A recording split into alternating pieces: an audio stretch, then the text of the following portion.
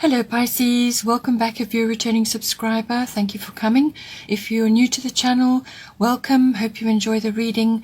It's a general reading, so aspects may apply to you, or it could be playing out in somebody else's life that's close to you at this time. So your first area of interest is the ninth house. This is the house of faith. It's the house of wisdom. It's the house of seeking meaning and truth. And the meaning and the truth of that underlies all things. It's also about your intuitive processes, everything to do with that, and seeking the deeper meanings in whatever it is that's going on in your life. Now, this seems to be quite a theme for you this month. You have a number of cards and aspects here which are saying that. You've got a couple of them coming up, which is pointing to a period of some sort of self-analysis or deeper analysis, or just going within to actually to look within and actually gain wisdom from that, and just to go be in a quiet space, to sort of retreat almost from the world and what is going on around you, so that you can formulate for what it is that you want to do in the weeks ahead. So ninth house can also be about that. It covers a lot of other practical issues as well, but it can also be about exploration, whether this is in the mind or through philosophy, religion, belief systems, things like that. But it can also be physical exploration. So this can be actually going somewhere to explore. It's also got an adventure element to it, so adventure may come in for you. But travel, usually international travel of some kind, comes up in the ninth house. Or it can be sort of exposure to foreign concepts, foreign people, foreign cultures, foreign belief systems, and so on. So there may be aspects of that which are, of interest to you at this time, and you're having a look at those and gaining deeper wisdom and insight into certain things as well. But it also covers, this house also covers higher education, so adult education. So this is normally university level, so you may be contemplating a course of study, or you are currently in a course of study at the moment, and working your way through that. As I said, it's philosophy, religion, and belief systems all comes in under the ninth house. So does the law, the legal system, the higher courts. Prophecy also comes in to this house as well. It's also the house of teaching, publishing, promotional work, all types of, whether it's public relations or promotional work. As I said, law and legality. So you may be studying law even, or you may be looking at that for some insight and information as well. Bottom of the this column is Grand Trine Blessings. So this is a lovely card to be having in any house. It is bringing exactly that, blessings. But this card has a good harmonious flow to it. So there's harmony. There may even be completion for you in some way. So this could be completion in a project that you've been working on, or something that you've wanted to get to grips with, whether it's a form of study or something else that you've been learning about. It could also be to do with a bigger cycle going on in the ninth house for you. So it has that air of completion to it, but it also has contentment. Sort of like a settled feeling, but it's really is about the flow of the universe, and that you may feel like you're in the flow of things. Things may have been very tricky and difficult up until now, but some sort of harmonious flow is available to you now, and you can go with that to move forward. It can also bring in a sort of a flow of blessings to you, or a flow of ease. So your path may be easier at this time, so blocks and obstacles may be removed right now.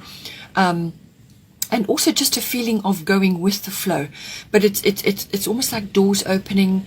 There's a bit of luck and breakthroughs there possibly as well. So it's almost like you're overcoming certain things, and you now can expect a better flow and a more harmonious flow in your life at this time. So it can bring blessings to you in that flow, or you could be feeling in the flow of things. You could be getting a lot of insights and downloads right now, and it can also be harnessing the artistic side of yourself as well. So this is tapping into the imaginative realms.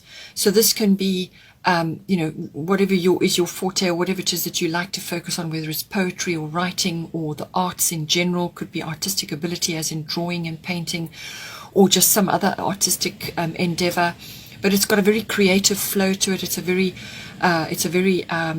almost like a divine influence, where you are literally in the flow of life. So take advantage of this time to really channel whatever is coming to you, any sort of imaginative or inspirational work, or downloads, or any kind of channeling. Any of that, you may want to write about it, you may be publishing things about it. But there's a certain, as I said, there's a certain element of contemplation here as well. But it could also be the completion of something. Maybe it's a greater form of work which you've been busy with now in the last while. At the top we have Sikh, quiet time. Take some quiet time alone to rest, meditate, and contemplate. So as I said, this is coming up. It's a general theme. It's coming up a few times in your chart. So being a Pisces, this is also necessary for you as well anyway, to go within and retreat a little bit and get centered, okay? And this is what she's saying. She's saying that you need to actually put time aside for yourself, whether this is through a trip, perhaps an international trip, or some sort of long distance trip that you want to go and do. Perhaps it is a retreat. It could be yoga. It could be some other kind of retreat, or it could be an activity which you need to go and do, which allows you that time to yourself, to be with yourself, to contemplate what is happening in your life, or perhaps how to navigate another path forward, to reset your goals and so on. But there is a certain amount of contemplation and meditation in this. So whatever activity is going to do that for you, then do it. It could also be, because it's the 9th house and religion, philosophy, and also higher education comes in there, it could be you visiting educational sites, or sites of power. So this could be, sort of religious places of worship, whether they're older church buildings or places of great age. It could be institutions, as I said, like higher education institutions and so on. You could be visiting those, but there is a certain amount of time you need to be on your own to actually work out what it is you're going to do going forward, and just to contemplate a few things. Also, if you are completing a cycle or you're completing something, there's some quiet time actually required at the end of that endeavor. So just to be by yourself and actually do a bit of a cleansing and a clearing, and just to recenter yourself after quite a busy period. It may be that as well. So take some quiet time and do that for yourself. It's a form of self-care and a form of self-love as well. But it could be just time reading through texts, or enjoying some reading, some reading which is uplifting and inspirational for you, or channeling your imaginative works. But it's time on your own to just be, and whatever works for you in that regard. As I said, it could even be a trip, something that you need to go and do, or just time away somewhere. Because you've got the Grand Trine blessings coming, there is a flow there. So you need to be spending time in a place which has that kind of energy to it as well. In the second house, we've got, this is the house of owning. It's the house of possessions. It's also the house of income. So however your income comes to you. It's also the house of self-worth and your value systems. So these are all intricately connected, and your self-worth may determine your income. So all of these areas are very important, and it's everything that you value. So all of us have been through quite a tumultuous year, and so your view of what it is that you've valued in the past may be changing now. So this could be either to do with possessions that you have, or the letting go of certain possessions, or whatever, or the redirection of it. And this is why you need the contemplation, I feel, to actually come to grips with where you stand currently in your life. It's like an assessment, So everything that you own, whatever it may be, second house can be, as I said, all kinds of ownership. So any form of possession that you have, whatever your possessions are, but it can also extend to property. real estate, land, and so on, and you may be wanting to invest in that. Perhaps you're wanting to have a quiet place by the sea or somewhere away, which is like a holiday home or a place that you can periodically go to with your family or on your own or whatever. So you may be investing in that or be looking for a place like that. But as I said, it is also about self-worth, and quiet time is required right now in certain ways, at certain times, for you to actually redirect your energies at this time.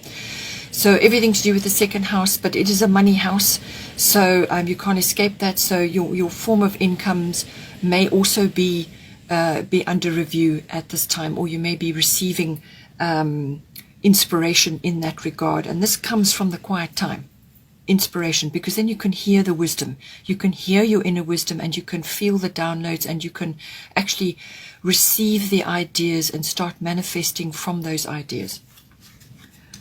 So speaking of that, at the bottom we have Uranus, genius.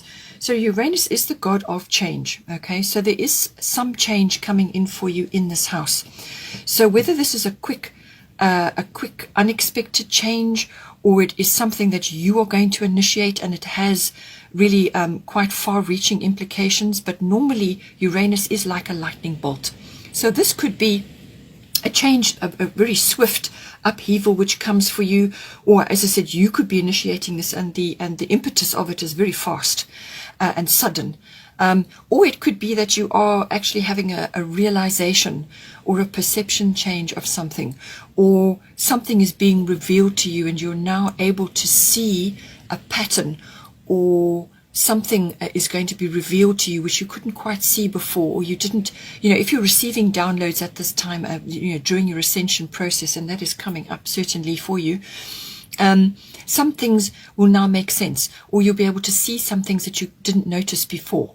So that's the kind of energy of Uranus. But it's normally quite an upheaval. It can actually really pull the rug out from under you. It can be very unexpected and sudden.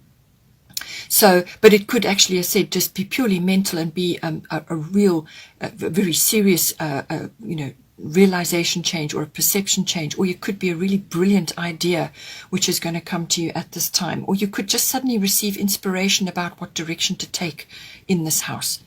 So it literally can be like like I said, a bolt of lightning. Something comes down for you, and now you can see. It can also be liberation from something that you have been stuck in. So it could have been an old mindset, or a situation, or a form of income that just wasn't right for you, and you're now making changes, or you suddenly see the path that you can take.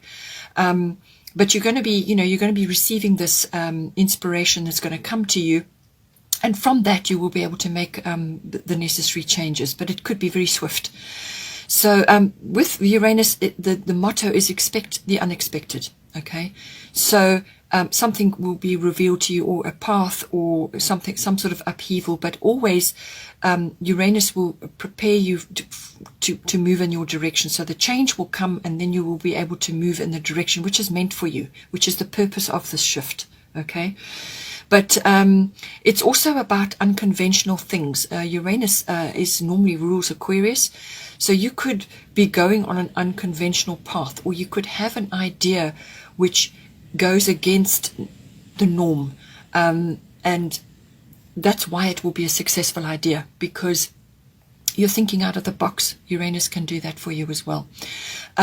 So unconventional things, you could be mixing with unconventional people, or exotic people, or foreign people, and learning through them. You could also be mixing with people who are cutting edge. They're very technologically advanced, or they have a skill set in technology which you have not yet been exposed to, and you're going to learn from them. They could also be of a different gender to you, or a different sexuality to you as well. So that can come in as well. But be open. Be open and receptive to what is coming to you, and learn from the experience, because you're going to gain something important from this. It can also be, as I said, technology coming in for you. So this is normally advanced tech. Uranus rules the future and futuristic technology. But for you, depending on where you are in the whole technological cycle, it could be simply an upgrade for you.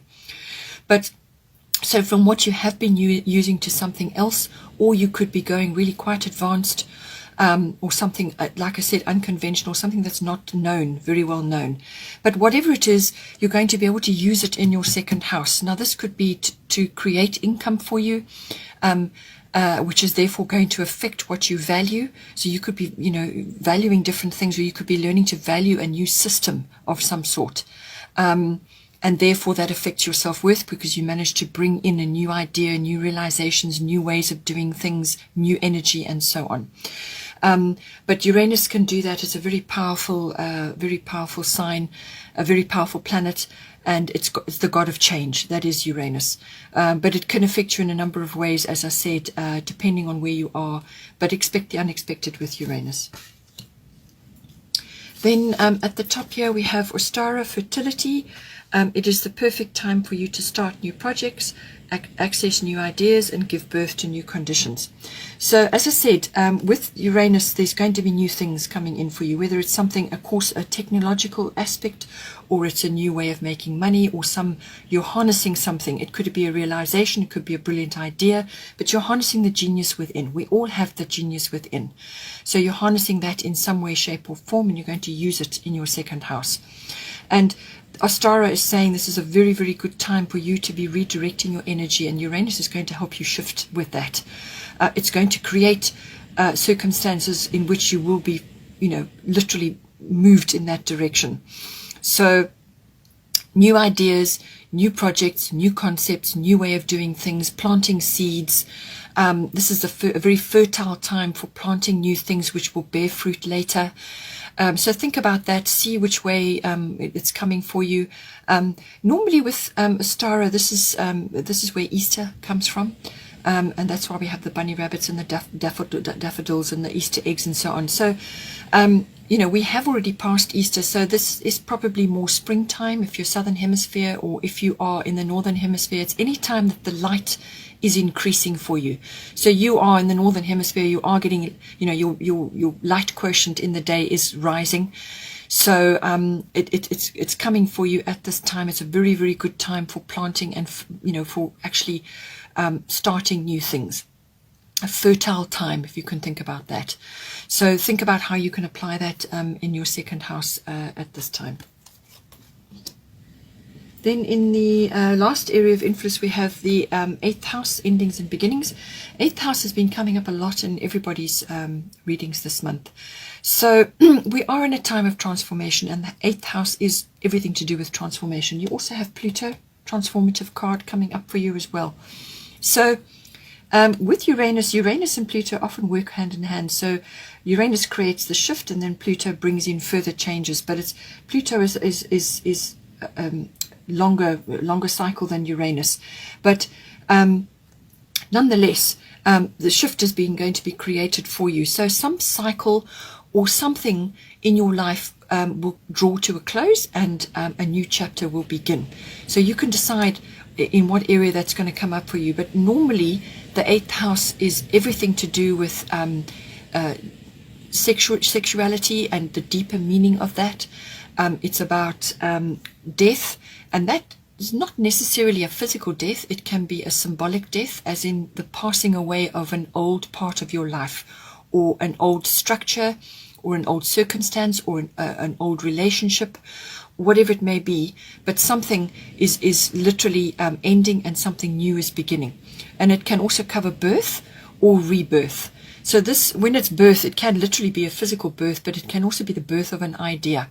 And with Uranus present in your chart, and the 8th house is also a money house. So you've got 2 money houses coming up here.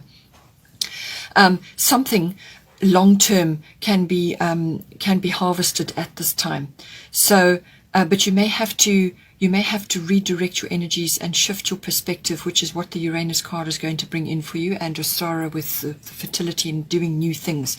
So this is some kind of shift for you from the way you have been doing things to the way you are going to be doing them going forward. So it can also be the renewal or the regeneration of existing systems, relationships, money systems as well. So it's the renewal or the regeneration of those. So it could be, and Astara also talks about resurrection.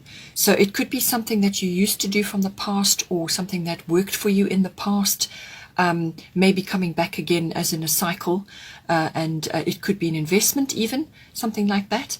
But the death side of it can also cover things like inheritances and legacies. So you may be thinking along those lines. If you're older and you've got a family, you may be looking at that, or you may be on the receiving end of an inheritance or a legacy, something like that. But this being a finance house, it can also cover accounting, banking, tax. Tax is very, very important with this house. Be very, very careful whatever you're doing around tax.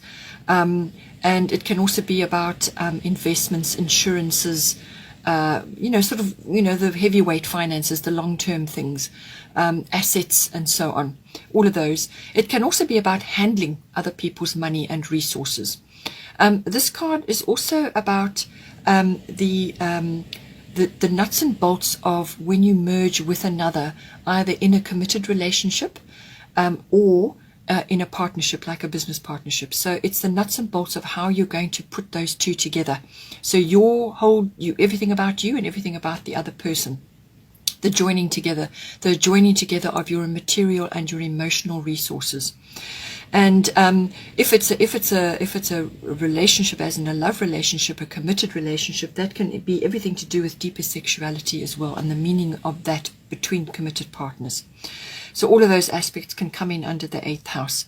But it certainly is a big wheel changing. There's an ending and a beginning, or it could be lots of smaller endings and beginnings. It can also be like the phoenix rising, so something coming out of something that died or passed away some time ago. Perhaps it's an old cycle that ended, and something new is going to come to you out of that, So all of those aspects could come in for the 8th house. Underneath it you have Gemini, I think. So this is indicating a number of things. It can be that you have a decision to make at the moment, and you are in two minds about it. Okay, and we'll get to that with Donna, focused intention as well. So Diana, so we you've got to look at it from that way. It may be that you have a decision to make and that you're now weighing it up. And what it's saying is that you're going to need to use your intellectual and your analytical abilities in order to sort this out. You may need to get help in that regard as well. But always consult your inner wisdom at this time. And this is why it's saying spend time in quietness to contemplate what is the right course of action for you. So it's a very mental sign, everything to do with mental activities. You could be hearing news, so receiving news or gossip, or some kind of even intuition, but it could also be, so it's almost like a news or a media release, or some kind of message is coming in for you that can come in, or you may be having to give out a message of some kind, or send a note out, or communicate with others. Gemini is everything about communication as well, but this can be written and verbal, and it can even be body language. It can also cover technology as well. You've already had the technology card. So so you could be receiving news or a message, or some kind of, somebody's going to say something to you, or you're going to be giving it out. It could be that as well. It could also be around documents and contracts and so on. There could be aspects of that coming in. But it's also about being quick-minded, quick-witted, and walking your talk at this time, especially in the 8th house. So you may have to be very quick on the mark with something. You may have to think on your feet.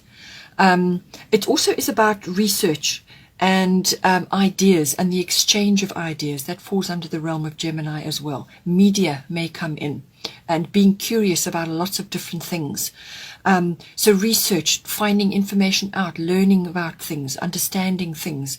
But it's a lot of information to be sort of taken in and assimilated as well. So all of that may come in. It's also the just beware of gossip and beware of scandals. Sometimes that can come in with Gemini, which is ruled by Mercury. Sometimes you can get things like that coming in as well. So just take the high road, the moral high ground, whatever it may be, and don't get involved, because it could backfire on you in the 8th house. Be very careful. This card is also about, it's the it corresponds to the tarot card, the Lovers. So because this is the 8th house and there's a relationship basis to this, it could be that a significant relationship is coming in for you. So the Lovers card, it's a significant relationship, or it could be purely to do with sexuality and the deeper understanding of that. So this person, whoever it is, may have really quite an important influence in you in that regard. So that is coming in. It may be an aspect for you, or it could be the renewal of a love, perhaps in your life. But certainly the Lover's card is available, and the energy of that is coming up for you as well. The Goddess guidance is focused intention, Diana. So keep your unwavering thoughts, feelings, and actions focused on your target, and you will make your mark. So I feel from a financial point of view, this is about, if you've got a decision to make, once you make that decision, then go for it. Do not be, especially if it's an unconventional idea, okay, or something that people will perceive to be out of the ordinary. It's saying avoid the naysayers and the skeptics. Just point your arrow, draw back your bow on your target, and let it fly. But you must be focused in your intention and your desires, and which is where again the quiet time comes in to contemplate what it is you want, actually, what direction you need to go in. So it's that action of drawing back the bow and sighting your target, and having your focused intention, and be clear about your intentions as well in this regard. So financially, that may be a situation where you are now redirecting your energies, and you just need to work out you do your research, use technology, find out from others, listen and learn. And with the Gemini card, it's also about paying attention to the small things, to details and so on, because sometimes with Gemini, your mind can get scattered, too many things going on. And this is why it's saying focused intention. Yes, use the curiosity and the ability to assimilate lots of information, which is a Gemini forte, but don't get lost in it. You must still have your focused intention on what it is you want to achieve here. So it's about focusing that energy into a specific area, which is going to be beneficial for you, and then go for it, and just have faith and direct your arrow in that area, and go with it with everything you have. At the bottom of the astrological deck is Pluto transformation. So as I said, that is coming in for you. Pluto rules the 8th house. So this is definitely a theme for you, transformation. But it really is almost like a deeper self-analysis. So this could be relationship-based, where you are having to, you may have to end something and, to make room for something new. Or it could be somebody coming back who is a significant relationship for you. And it's all the energies and the past memories and perhaps issues that you have to sort out between you and them. But there is a certain element of contemplation with this card, a certain element of self-analysis. What do you want?